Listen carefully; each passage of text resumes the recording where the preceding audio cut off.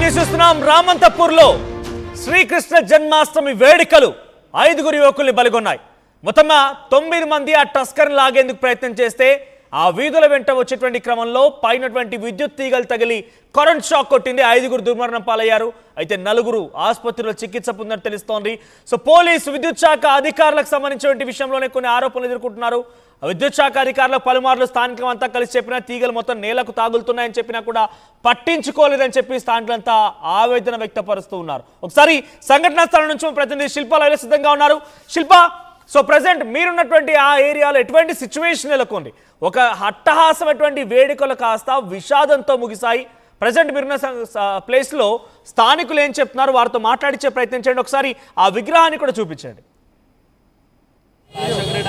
రామంతపూర్లోని కృష్ణాష్టమి వేడుకలోని ముగింపు దశలో ఈ విషాదం చోటు చేసుకుంది. ఈ విషాదంలో 5 మృతి చెందారు. మొత్తం 9 మంది ఇన్వాల్వ్ అవగా 5 మృతి చెందారు. ఇక్కడికిక్కడే ఇంకా 4 అయితే ప్రస్తుతం చికిత్స కొనసాగుతుంది. ప్రస్తుతం నేను ఇక్కడ స్పాట్ దగ్గర ఉన్నాను. మనకు కనిపిస్తున్నటువంటి ఈ విగ్రహం అనేది దాదాపు 4 నుండి 5 అడుగుల ఎత్తు మేర ఉంటుంది.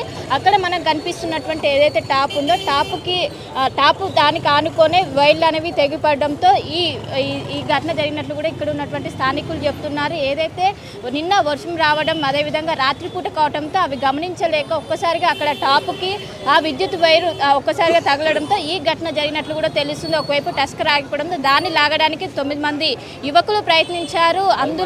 అందులో మొత్తం మీద 5 ఇక్కడికి మొత్తం స్పాట్లోనే మృతి చెందారు. మిగతా 4కి ప్రస్తుతం అయితే చికిత్స అందిస్తున్నారు. ఘటనా స్థలానికి ఒకవైపు ఎన్వీఎస్ ప్రభాకర్ గారు చేరుకొని ఇక్కడ ఘటనా స్థలాన్ని కూడా పరిశీలించే ప్రస్తుతం అంత పాటు ఎన్వీఎస్ ప్రభాకర్ గారు వారితో మాట్లాడదాం. అసలు ఈ ఘటన గురించి ఏం చెప్తారు, ఎవరిది నిర్లక్ష్యం అంటారు? ఇప్పుడు ముందుగా చెప్పాలంటే విద్యుత్ శక్తి సిబ్బంది ఏదైతే రెగ్యులర్ మెయింటెనెన్స్ ఉంటుందో హెచ్టీ లైన్స్ దగ్గర కానీ మామూలు లైన్స్ దగ్గర కానీ అది లోపించినట్టుగా కనబడ్డది ఒకటి. తర్వాత ఇట్లాంటి విశేషమైనటువంటి ఊరేగింపులు ఉన్నప్పుడు, ఉత్సవాలు జరుగుతున్నప్పుడు, సామాజిక కార్యక్రమాలు జరిగినప్పుడు వందల సంఖ్యలో వేల సంఖ్యలో జనం పాల్గొనేటువంటి అవకాశం ఉంటుంది. ఆ సందర్భంలో అయినా కనీసమైనటువంటి జాగ్రత్తలు తీసుకోవటం కొరకు నిర్వాహకులకి విద్యుత్ సిబ్బంది చెప్పాలి, పోలీసులు అలాగే సహకరించి విషయాన్ని తెలియజేయాలి. దాంతోపాటు మెయింటెనెన్స్ కోసం ఆ ఊరేగింపు దాటేంత సమయంలో అన్న విద్యుత్ శక్తి సంబంధించినటువంటి సిబ్బంది ఉంటే ఇలాంటి యొక్క సంఘటనలు నివారించవచ్చు, ప్రాణ నష్టాలను కూడా నివారించడానికి అవకాశం ఉంటుండే. మరి హైదరాబాద్ మహానగరం వినాయక ఉత్సవాలకు ఫేమస్, కృష్ణాష్టమికి ఫేమస్, అట్లాగే దసరా శరన్నవరాత్రులు ఉత్సవాలకు కూడా ఫేమస్. ఈ సమయంలో భారీ విగ్రహాలు ఉంటాయి, మరి భారీ సంఖ్యలో భక్తులు ఉంటారు. మరి ఈ యొక్క సహకారం సమన్వయంతో పాటు ఇటు జిహెచ్ఎంసీ, ఎలక్ట్రిసిటీ సిబ్బంది, పోలీసులు సహకరించుకుంటూ ఇవన్నీ కూడా జాగ్రత్తలు తీసుకోవాలి. ఇట్లా నిర్వాహకుల వైపు నుంచి కూడా పాత్ర ఉంటుంది. వాళ్ళు సలహాలు ఇవ్వడం మేరకు వీళ్ళు పాటించడం అనేది జరుగుతుండాలి. కానీ ఈ సంఘటన చాలా దురదృష్టకరమైనటువంటి సంఘటన. ఎక్కడ కూడా ఇలాంటి సంఘటనలు పునరావృతం కాకుండా ఉండాలని చెప్పని కోరుకుంటున్నాం. ఈ యొక్క సంఘటనలో మరణించినటువంటి కుటుంబాలకి, వాళ్ళ యొక్క ఈ వ్యక్తులకి నష్టపరిహారం ప్రభుత్వమే భరించాలి, ప్రభుత్వమే ఇవ్వాలన్నది నా యొక్క డిమాండ్. ఈ అంశాన్ని నేను సంబంధిత ఉన్నతాధికారులకు కూడా తీసుకుపోతాను, ప్రభుత్వం దృష్టికి కూడా తీసుకొస్తానని చెప్పి తెలియజేస్తాను.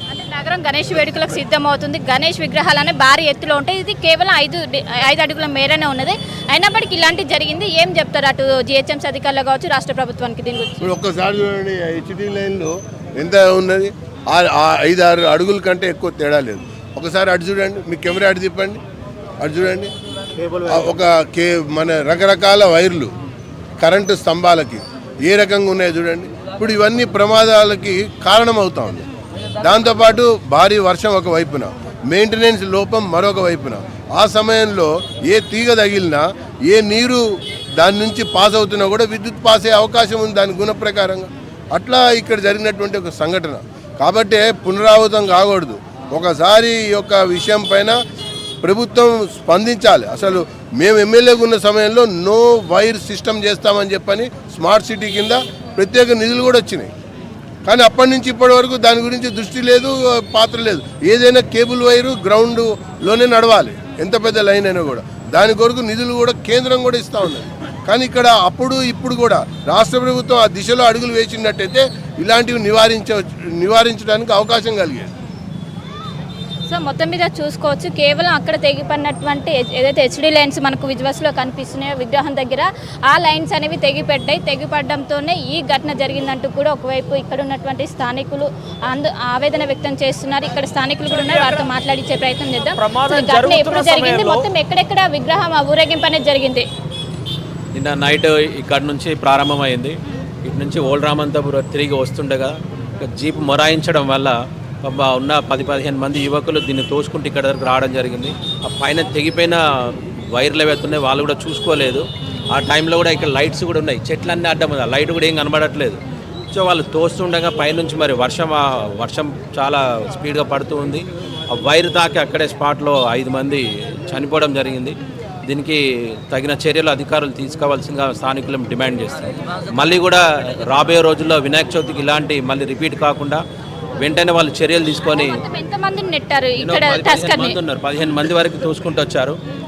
5 మంది మాత్రం వెంటనే స్పాట్లో చనిపోయారు. మిగతా 4-5 మ్యాట్రిక్స్ రోజు ఇక్కడే ఉంటారు. ఆ వైల హైట్ వాళ్ళకి తెలియదా? రోజు ఇక్కడే ఉంటారు. తెగినట్టుంది. అంతకుముందే ఏదైనా వెహికల్ పోయే కింద పడిందో అది ఏమైనా కనబడలేదు వాళ్ళకు కూడా. ఆ వెంటనే విద్యుత్ దానికి రావడం వల్ల అక్కడ చనిపోవడం జరిగింది. రాబోయే రోజుల్లో వినాయక చవితి కాబట్టి తగిన చర్యలు తీసుకొని వెంటనే అధికారులు స్పందించాలి. మా యొక్క స్థానికుల యొక్క డిమాండ్. అంటే ఇది విద్యుత్ శాఖ మొత్తం మీద అంటే ఇది విద్యుత్ శాఖ నిర్లక్ష్యం వల్ల అనుకోవచ్చు.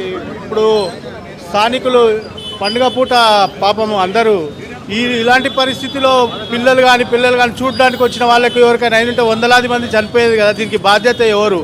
అవునా కదా. ఈరోజు పండుగ చేసుకునే పరిస్థితి కూడా లేదు. వర్షం పడుతుంది కదా అని చెప్పేసి మామూలుగా అంత పెద్ద డ్యామేజ్ అయ్యింది, దాన్ని మామూలుగా రిపేర్ చేయాల్సిన అవసరం ఉంది కదా. ఈరోజు ప్రమాదం జరిగింది కదా అని చెప్పేసి వైర్ తీసుకొని వెళ్ళిరంట వాళ్ళు. అదే ముందే చేసి ఉంటే ఇంతమంది ప్రాణాలు పోకపోతుండే కదా. దీనికి పూర్తి బాధ్యత విద్యుత్ శాఖ వహించి వాళ్ళ కుటుంబాలకు న్యాయం చేయాలని మేము మనవి చేస్తున్నాం స్థానికంగా. లేకపోతే యాదవ సంఘం తరపు నుంచి వచ్చి మేము ఇక్కడ ధర్నా కార్యక్రమం మొదలెడతాం. లేకపోతే ఆ శవాలను వాళ్ళకు నష్టపరిహారం ప్రకటించే వరకు మేము ఆ శవాలను తీసే పరిస్థితి లేదు. అంటే అదే వెంటనే ఏమైనా స్ప్రెడ్ అయిందా కరెంట్ అనేది పక్కన వాళ్ళకి? కాదండి, అక్కడ జీప్ మొరాయించడంతో యువకులు అందరు కలిసి ఆ బండిని లాక్కెళ్తుంటే అక్కడ వైరు ఉంది కదా, వైరు డ్యామేజ్ ఉంది. వాళ్ళు చూసుకోవాల్సిన అవసరం ఉంది కదా ఏదైనా కానీ. ఇదే కానీ ఎవరికైనా ప్రమాదం జరిగితే ప్రాణాపాయమే కదా. హైటెన్షన్ వైర్లు కదండి అవి. పెద్ద ఎత్తున ఆవేదన వ్యక్తం చేస్తున్నారు. అంటే మొత్తం ఊరేగింపులు ఎంతమంది పాల్గొన్నారు? ఊరేగింపులో దాదాపు ఒక 200 మంది పాల్గొన్నారండి. ఆ 200 మందిలో ఇది చివరి దశకు వచ్చేసరికి ఒక 100 మంది ఉంటారు. దాదాపు ఒక 50 మంది పిల్లలు కూడా ఉన్నారు పార్టిసిపేట్ చేసిన వాళ్ళు. నిన్న చాలా పెద్ద ప్రమాదం నుంచి బయటపడ్డారండి. ఇది చాలా పెద్ద ప్రమాదం. ఇది ఒక 5గురితో ముగించేది కాదు, దాదాపు కొంత 100 మందికి ఎఫెక్ట్ అయ్యేది. అంటే ఇక్కడ ఉన్నటువంటి పరిస్థితులు ఎలా ఉన్నాయి కదా అంటే అందరూ చూస్తారు, అధికారులు వస్తారు, విద్యుత్ అధికారులు చూస్తారు, అందరూ చూస్తారు, బట్ ఎవరు కూడా యాక్షన్ తీసుకోరు. ఇప్పుడు ఇక్కడ ఈ సరౌండింగ్స్లో చూసుకుంటే ఒక్కొక్క పోల్కి ఒక 100 వైర్లు ఉన్నాయండి. దీంట్లో కరెంట్ వైర్ ఏది, కేబుల్ వైర్ ఏది ఏదో తెలియదు. పబ్లిక్ కూడా అక్కడ నిలబడి చూస్తారు ప్రోగ్రామ్ని. అంటే ఇక్కడ ఉన్నటువంటి పరిస్థితుల లోపల మినిమం అధికారులు వచ్చేసి ఇక్కడ ఉన్నటువంటి వైర్లలో ముఖ్యంగా హైటెన్షన్ వైర్లు ఏవి, విద్యుత్ వైర్లు ఏవి, కేబుల్ వైర్లు ఏవి ఎవరు కూడా పట్టించుకొని వాటి దగ్గర పబ్లిక్ నిలబడకుండా చూడాల్సిన బాధ్యత కూడా వాళ్ళదే. పబ్లిక్ చూడడానికి వస్తారు, చాలామంది నిలబడ్డారు ఇక్కడ చూడడానికి. వాళ్ళు ఎవరిని కూడా అడిగిన వాళ్ళు లేరు. మినిమం దగ్గర ఉండి పోలీసు వాళ్ళు కానీ అధికారులు కానీ అసలు ఇక్కడ ఉన్నటువంటి పరిస్థితుల్లో వర్షం పడుతుంది. ఒక రకంగా ఈ వర్షం పడుతుండగా కరెంటు షాకులు చాలా పెద్ద ఎత్తున తగులుతాయి. ఒక 100 మంది పార్టిసిపేట్ చేసినటువంటి ప్రోగ్రాంలో విద్యుత్ అధికారులు కానీ పోలీస్ అధికారులు కానీ మిగతా నాయకులు కానీ దగ్గర ఉండి చూడాల్సిన బాధ్యత ఉంటుంది. ఎందుకంటే సామాన్య ప్రజలు ఇబ్బంది పడుతున్నారు. నా 5 ప్రాణాలు నిండు ప్రాణాలు ఒక సెకండ్లో పోయినాయండి. చూస్తూ ఉన్నారు తప్ప ఎవరు దగ్గరికి పోలేని పరిస్థితి. ఎందుకంటే విద్యుత్ ఘాతం ఎలా ఉంటుంది కదా అంటే ఒకళ్ళకి విద్యుత్ షాక్ వెళ్తే మిగతా వాళ్ళు ముట్టుకోలేరు. వాళ్ళని ముట్టుకుంటే వాళ్ళకు కూడా తగులుతుంది. మిగతా యాక్సిడెంట్లు వేరు, విద్యుత్ ఘాతం వేరు. అంటే అలాంటి పరిస్థితుల్లో 5 క్షణాల్లో ప్రాణాలు విడిచిపెడుతుంటే కూడా ఎవరు కూడా నిస్సహాయత స్థితి అండి. ఎవరు కూడా ఏం సహాయం చేయలేని పరిస్థితి. సో మిగతా 4 కూడా హాస్పిటల్లో ఉన్నారు, వాళ్ళ పరిస్థితులు కూడా చాలా ఇబ్బందికరంగా ఉన్నాయి. సో ఇలాంటి జరిగినప్పుడు ఇప్పుడు రేపు వినాయక చవితి ఉత్సవాలు వస్తాయి. ఉత్సవాలు వచ్చినప్పుడు దానికి సంబంధించినటువంటి పర్మిషన్లు ఉన్నాయి లేకున్నా కానీ వాళ్ళు తీసుకోవాలా. అంటే పర్మిషన్లు తీసుకోమని చెప్పి వాళ్ళు కూడా దగ్గరకు వచ్చి చెప్పాలి. వాళ్ళకి తెలుసు ఇలాంటి కార్యక్రమాలు వచ్చినప్పుడు కృష్ణాష్టమి కానీ వినాయక చవితి కానీ దసరా ఉత్సవాలు వస్తున్నప్పుడు ప్రతి ఏరియాలో కూడా వాళ్ళ లోకల్గా వాళ్ళ కార్యక్రమాలు చేస్తున్నప్పుడు వాళ్ళకు మినిమం సమాచారం ఇవ్వాలి. మీరు ఏమైనా ప్రోగ్రామ్ చేస్తుంటే కనుక మీరు వచ్చి పర్మిషన్ తీసుకోవాలి. ఈ చుట్టుపక్కల ఉన్నటువంటి ప్రాంతాల్లో ఏమేమి ఇక్కడ ఇబ్బందులు ఉన్నాయి, అవి కూడా తెలుసుకోవాల్సిన బాధ్యత కూడా ఉంటుంది. ఓన్లీ సమయానికి వచ్చేసి మాట్లాడడం వేరు, ఇన్సిడెంట్ జరిగినప్పుడు యాక్షన్ తీసుకోవడం వేరు. అంటే ఈ ఘటన జరిగినటువంటి ఎంతసేపటికి విద్యుత్ శాఖ అధికారులు వచ్చారు, వాళ్ళు ఎప్పుడు స్పందించారు? ఇది దాదాపు రాత్రి 12 గంటలకు జరిగిందండి. 12 గంటల తర్వాత దాదాపు గంట టైం పట్టింది. అంటే ఎవరు కూడా దగ్గరికి పోలేని పరిస్థితి, వాళ్ళని ముట్టుకోలేని పరిస్థితి, వాళ్ళని హాస్పిటల్కి తీసుకోలేని పరిస్థితి. ఇక్కడ అంబులెన్స్ కూడా వచ్చే పరిస్థితి లేదండి. మొత్తం రోడ్స్ బ్లాక్ అయిపోయినాయి. బ్లాక్ అయిపోతే మినిమం అంబులెన్స్ వచ్చేసి తీసుకుపోయే పరిస్థితి కూడా లేదు. దాదాపు వాళ్ళని తీసుకుపోవడానికి ఒక అర్ధగంట పైన పట్టింది హాస్పిటల్ తీసుకుపోయేసరికి. వాళ్ళ పవర్ సప్లై వెంటనే బంద్ చేయలేదా? వెంటనే బంద్ కాలే. వెంటనే బంద్ కాకపోతేనే అది వచ్చేసి వైర్లన్నీ తీసేసి ఇప్పుడు ఇక్కడ వైర్ తీసేసారండి. ఇక్కడ ప్రూఫ్ లేదు, ఆధారం లేదు. ఇక్కడ ఆల్రెడీ వేలాడుతున్నటువంటి వైర్లకు ఎవరైతే చనిపోయారో దాన్ని వెంటనే తీసేసారు రాత్రి. అది ఉన్నట్టయితే కరెక్ట్గా తెలిసేది మనకు. అసలు ఆ వైర్లు ఎట్లా పడ్డాయి, ఏంది, ఎందుకు వేలాడుతున్నాయి అనే విషయాలను తెలిసి ఉండేది. అలాంటి ఎలక్ట్రిసిటీ అధికారులు మినిమం వచ్చిన తర్వాత ఎందుకు జరిగిందనే దాని మీద మినిమం ఎంక్వైరీని చేయాలి కదా.